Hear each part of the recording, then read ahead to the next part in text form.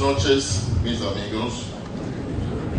Estoy muy orgulloso de estar aquí desde el principio de WTC Lima.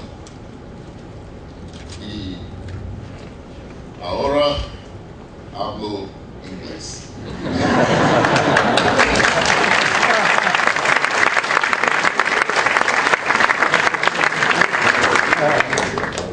But you know, I am from Ghana, you know, right here. And if there's anybody here from Uruguay,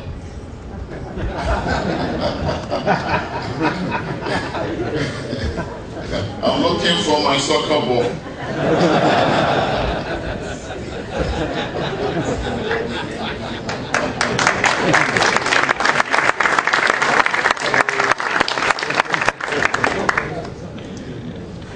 Why are we here tonight? First of all, I want to thank you. I want to thank every one of you for being here to help us launch WTC Lima. It's a dream that we have been nurturing for a long time, and we are delighted that thanks to the hard work of Senor Raul Diaz-Canseco and my good friend Victor Hugo Bisbal here, that this is becoming a reality. And I see that you brought some heavyweight with you, sitting right next to Robert. But looking at him here and his friends that I see walking around in New York City, I always see the new school advertising you speaking here and speaking there with your good friend, Mr. Donald Trump. And you think about it, they are in the business of making things happen.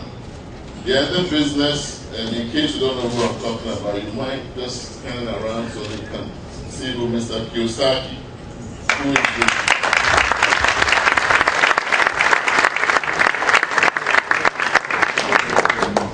Okay, who is internationally well known, and of course everybody knows Donald Trump. But if you think about real estate and you think about doing something, doing big things with little and bringing people together, that is the dream of World Trade Centers Association. World Trade Centers came about as a means of doing economic development of a depressed area.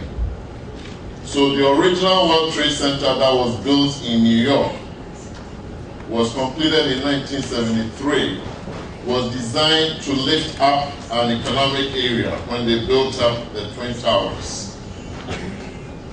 And so it was that many cities also got the idea to use this as an economic engine to develop depressed areas.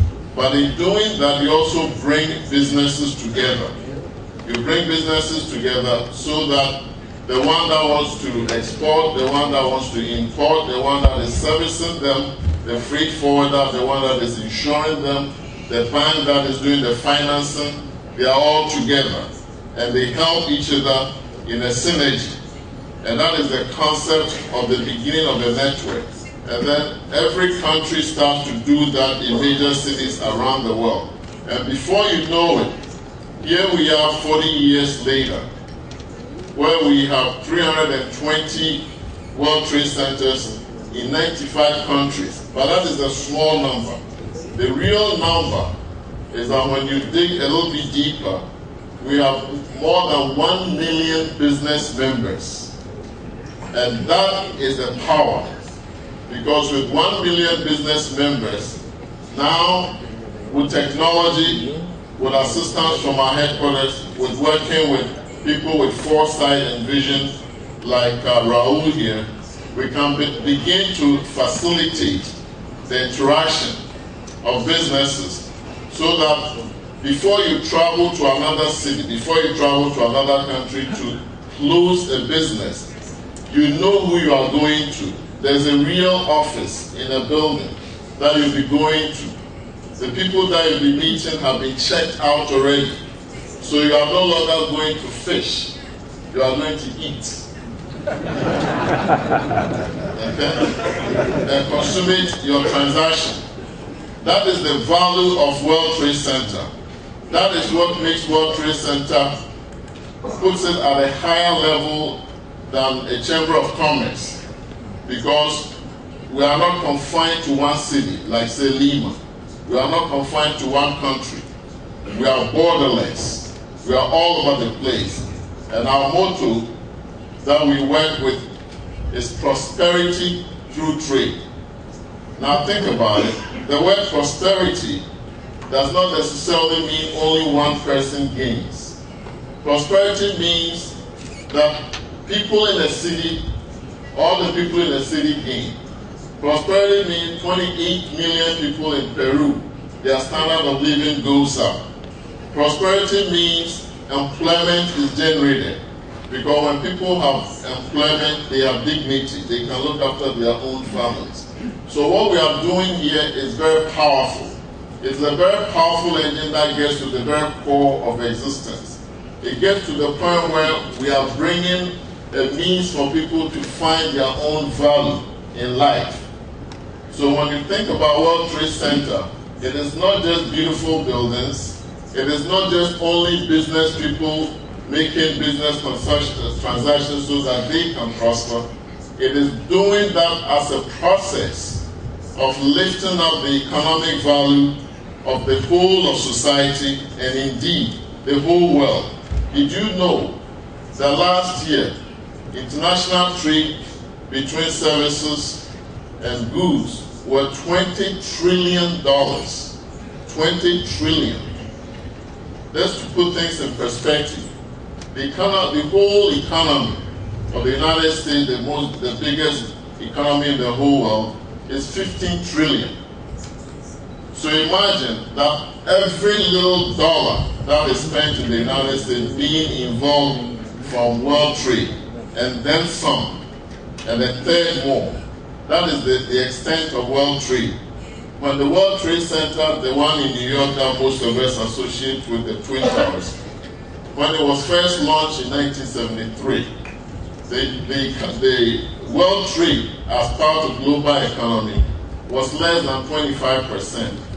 Today, it's about 50%, 48%. China's world trade as a percent of their GDP is 72%. So I heard when Victor was speaking, he said, you either trade or you die. That's what you said, right, Victor? That you either trade or you die. And that is true, because before you can get something, you got to give something. And trade may start small between small and medium-sized businesses, and then they grow from there to become international. So what we do for our business members is that they can join us even before they get into the international arena. They can join us to learn the business, the basics of trading. They can join us to grow their business, make them better. And then through the various services, they learn the whole transactions of doing business with other partners across the globe and enlarge their business, employ more people, of course, contribute more to the income of the economy, pay more taxes, and voila, you have prosperity going to everybody. So we are doing God's work on earth, which is that, you know, when Adam and Eve were created, if you go to the Bible, one of the first commandments that was given them was that they must work the land. They must work the land. Trabajo. Okay? So work becomes very important. And business organizations have become the institutions endowed with the business of generating work, and therefore involving millions and billions of people. So what we do, all of you in this room, are all part of this big crusade, this big mission to bring prosperity through trade. And we thank you all for coming. Our job is to create a network. We are having a big conference in Beijing in October, where all the representatives of World Trade Centers around the whole world will be gathered, and we'll be exploring various avenues to strengthen the network so that from Lima, we can do business across Asia, across Europe, Africa, just like the world continent show right over there. So once again, I thank you for coming. I appreciate you coming, and I urge you to support the WTC Lima, make it grow, and very soon, just like New York, even though the Twin Towers are gone, the dream has lived on. And we expect that in 2014, the new World Trade Center will rise again from the ashes. It is ironic that this is September 1st indeed, that we are launching WTC Lima. And we are connecting that to where it all started, in Nueva York. So the dream has never died and will live on. It lives on through you. It lives on through WTC Lima, and will continue to grow. So I thank you all for coming.